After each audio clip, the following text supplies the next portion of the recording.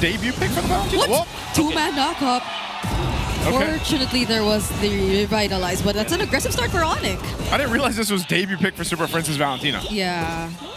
We know him with the Valentina for quite too long, so we're not that surprised. But yeah, Valentina has not been an option for Aurora. Whereas this Kimi, this is one of the strongest heroes for Yue when it comes to his overall impact. And just looking at my my notes here, I think he's played it so many times already. Yeah, looking in this though for Onic too. Again, when we were coming into this match, it was really just highlighting how Rora's early game has been so strong, so dominant. And I feel like with this lineup that Onic has, they are capable of fighting them into that first 5 minutes. You know, with these kind of picks and everything else, into this first turtle even, you can already see some of these rotations getting ready. Look at the pressure too in the gold lane. That's going to be a definite fight where they join in, because they could join if they want to. Again, utilizing the expanding rivers, the map that we're on here. You can see Kelra and just Dome and Kite going at it back to back. Kelra's got a sprint, so if he wants to make his way here, he can. He doesn't have to though, but the teams will go ahead and get set up. You got quite a few level 4s. Yeah. Light's waiting for his. He's got the pathway now. Almost everyone got their level 4 already. Oh, Kirk dodges the traction pulse, and now they're gonna take on Edward. There's the taunt as well, and they might be able to do it. But on the other side of the map as well, first blood is actually gonna be Edward. Kelra joining in with the blazing duet early on, but Demon Kite actually secures the objective for his team. The fight is still on, and Light might be the trade. It's a 3 for none in favor of Onic. A 3 for none. Turtle went to Rora, but man, that's what we expected from Kelra. That's what we expected from Onic Philippines as well. This time, knowing that they have hero advantage when it comes to overall damage. If it's a head-on collision, if they do dodge some of the initiations coming out from Rora, it will be good. So the hero turn coming out from Onic. Kirk dodging the traction pulse. Super Prince outplaying Edward, copying the Lapu-Lapu, providing so much damage, and actually winning the tempo battle by forcing Edward to flicker, and then he follows up with a flicker of his own. Eventually, the turtle went to Rora, but Onic won the team fight. And imagine the way Onic started their rotations too. It was really heavy focusing on Kirk. They really wanted to let Kirk out of that lane, help him, and the early level 4s that came in just at the perfect time helped him so much in that fight that we saw. So the way that they did not allow for Edward to do Edward things, I feel like played such a huge role in how that team fight turned out. And that's where that Valentina came in handy, like Wolf was talking about. And this might be one of those instances, I know we're a minute away from it, that mark, but this is one of those games where Rora doesn't have that 5-minute kind of early game lead that we spoke about leading into this match, because right now it's Onic with a minor lead, almost that 1,000 mark. So Glorious Pathway will be dropped down from Super Prince. Just go ahead and use that and take out Light here from that bush. But still, this is one of the main things. I don't think you're going to see Dome and Kite really shine anyway on the Wanwan just yet. Like he obviously, that's the reason why he stayed in and farmed up in the lane when he went Kelra, because he's not going to be able to match Kelra. If Kelra goes and, you know, takes the expanding river and has a sprint down to a fight. So this second turtle's coming up now.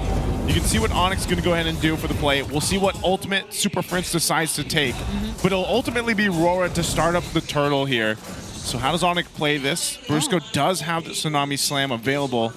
Right now, half health on the turtle, though. Okay, Traction Pulse already committed. Yue just trying to target Brusco, but then King Kong goes in. It's actually Edward who gets the last hit on the objective, though. And it seems like Aurora have finally found a way to deal with the team fights. Demon Kite finds the kill onto Kirk, and Edward doesn't land the land shaker. King Kong dodges it, and Super Prince is trying to run away. But this will mean that they'll have to let go of the purple, and they kill from Kelra towards Dome Kite. Oh my god, that was definitely a mistake from Dome Kite to contest against Kelra, especially with the blazing duet. But my oh my, a massive win for Rora. They have regained the lead, and so far they will not again lose the early game with just that second turtle fight. They won the retreat battle, they won the turtle battle, they got the purple buff away from King Kong, and they also took the Crammer. They have taken away so much in just a little amount of time just because Onic was taken out so early. Wolf, they did it in under a minute, because I was like, I know we're still a minute away from the 5-minute mark, and then they made it happen. They made it happen. Again, this is what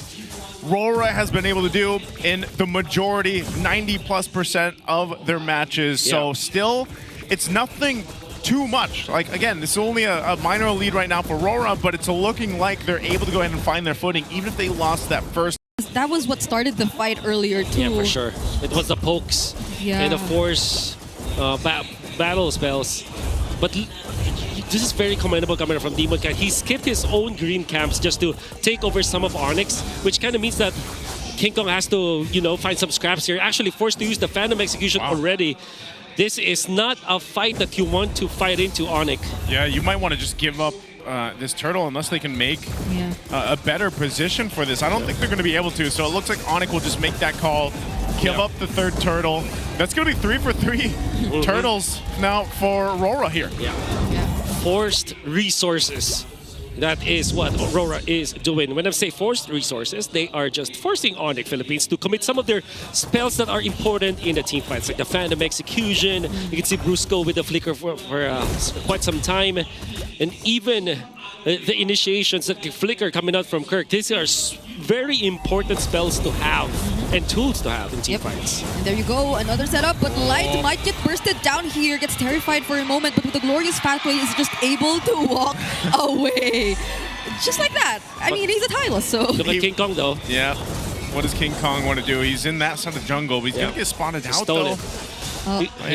He got it. Yeah, I got it. That's how fast the Lancelot can work with. So, with all due fairness for Onic, they have forced Revitalize as well as the Glorious Pathway with little to no resources committed. So actually that's a minor win for Onic Philippines, especially because they're giving a lot of EXP and farm for King Kong. You know, just a snap, he's actually leading when it comes to the EXP. Yeah, this is one of the things you have to look at too. Like, yes, objectively for turtles. Oh, what a taunt though. Hold on, Brusco. Brusco always getting targeted here. Gets to use the Tsunami Slam, but doesn't... There it is, drop down. Oh, but they get knocked up. Multiple knockups coming in, but it seems like Onic is the more successful team, at least for now. Kirk actually gets the Lord. Blazing to it coming in from Kelra. Kirk might be the sacrifice this time in exchange of light. Kelra actually picking up a double kill. And the Lord, it just went into Onic's hands. Oh, quite a little bit lucky for Onic to get that one, but they did start so well. However, Rora is just thinking so far ahead with a Glorious Pathway commitment. Oh, what an outplay! Landshaker didn't land on anyone. Oh my God. That was a close call. Kelra is already able to shred down Edward. Exactly. Kelra went in for Yue to clean up the kill during that fight. To be fair, Rora managed King Kong so well, but Kelra was unmanaged. Doming is safe for now. Doesn't have the ultimate. Yeah, he doesn't. Again, let's take a look at this real quick. Items. Lord's pushing up top. Rora should be able to clear that out pretty quickly, though. Yeah. King Kong is a big threat right now, especially because he does have a lot of bypass against the blade armors. But so is Kelra. For Rora, they have to find another threat. For sure, Dominicat is going to be a threat all the time, but when the Winter Crowns are available for Onic Philippines later on, he is not going to have as much impact as Kelra would, especially because Kelra can actually pick up both the Winter Crown and the Wind of Nature if he chooses. Yeah, and I mean, Brusco already has one, so that's one. If ever they do get in the stacks for the crossbow of Tang, and it's going to be Brusco, then it won't necessarily be translated into something massive for Aurora if that were to be the case. But I feel like they're being very careful about this too, because even in that fight earlier where we saw Brusco come in, it was such a well-timed knockup on multiple members of Aurora where some were already extending too far ahead. So it's just Onic knowing that currently they're just up there. Don't forget, real quick, guys, to go ahead and grab your playoff tickets right now. You're probably seeing one of the highlighted matches in the playoffs, of course, in the future. So make sure you grab the tickets. They are selling out, and we're going to be in a much bigger venue. We love to see you guys out there. Once again, jumping back in, 12 minutes in. Lord is still under a minute away. But, man, talk about this is probably, again, the closest game we've seen in a while. Not just today, but in a while. You know, this back and forth. Yeah. And when you look at this, it's almost like you have to really see what Dominkai and Kelra are capable of doing, because they both have very crucial ultimates. They both are picking up the defensive items. They've got the Wind of Natures now, too. And the timing on those ultimates, that initial burst of damage from both these gold laners is going to be so important for these fights. Oh, wow. What? Oh my god, that's the Trinity with the Wind of Nature now available for Kelra, packing up a punch, especially because he went for a very offensive Common Emblem setup wherein he went for the Master Assassin, which, you know, with all the penetration that he needs in these stages of the game. Demon Kite is almost level 15. Well, he's not actually. He's actually far from level 15, whereas King Kong is level 14. Expanding Rivers. Oh, what are they going to do? Are they going to press this? It's half health from the Lord.